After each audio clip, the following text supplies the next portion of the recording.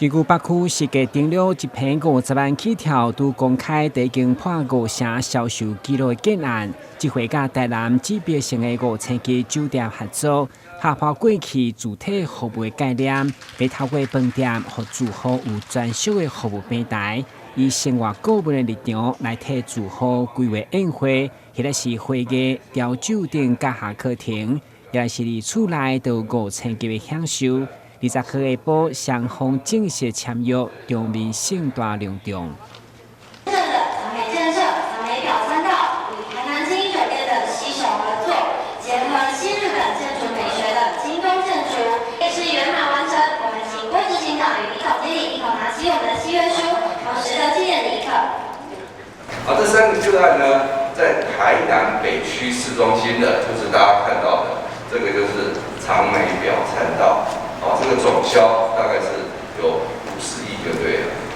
那另外呢，我们在安南区推出了一个20亿的个案，叫做长美六本木。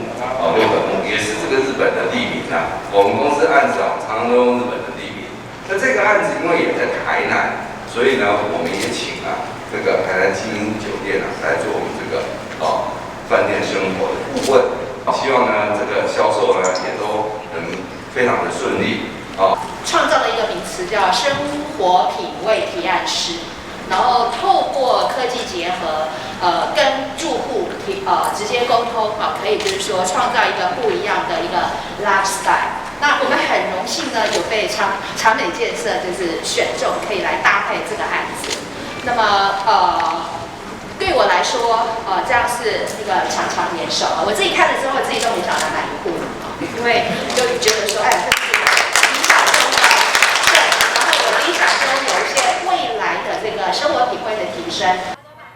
根据了解，饭店伫疫情等大环境的冲击，愈来愈多元发展。现在为高端消费者的建案所推出的生活顾问，已经是台南第2处，嘛，互精工建筑甲顶级的服务完美结合，互住户追求软硬体顶级享受。